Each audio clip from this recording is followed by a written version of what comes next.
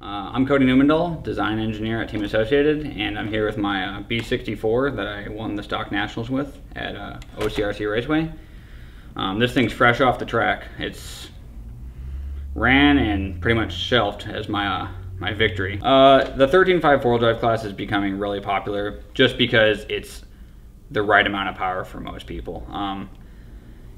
You get the modified cars out there and they have, they're on the limit of being undrivable at times because how much power is offered these days with the good electronics we have. The 13.5 class kind of puts it more on a reasonable playing field. The cars are a little bit more appropriate speed, and the racing is closer because of that. You don't have the top guys just walking away from everybody. It keeps the racing close and keeps it fun, and I think that's made it really popular.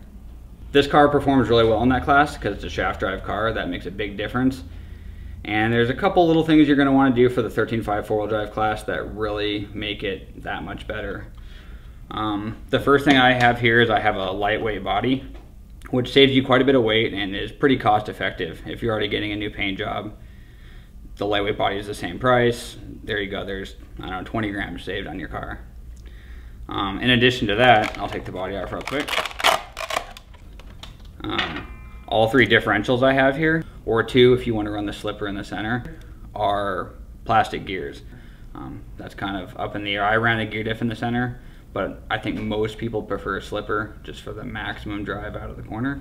It's another really cost-effective way to save you some weight.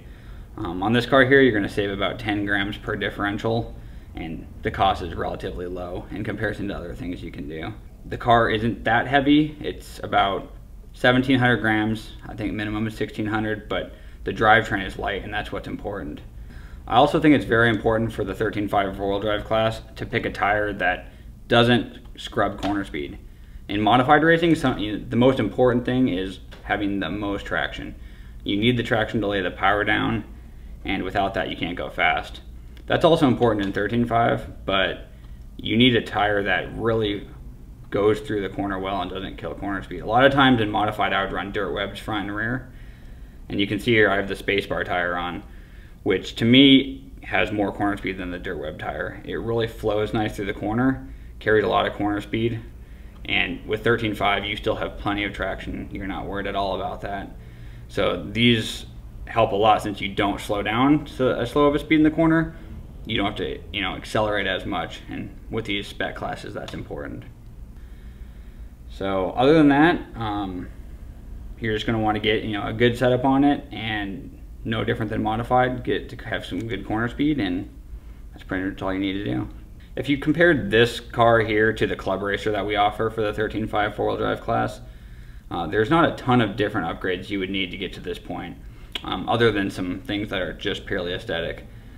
These are just the stock bearings that I just blew the grease out of with some motor spray and re-oiled just to make them free. But other than that, you should be good to go. You can take the Club Racer out of the box and be fairly competitive in the four-wheel drive class.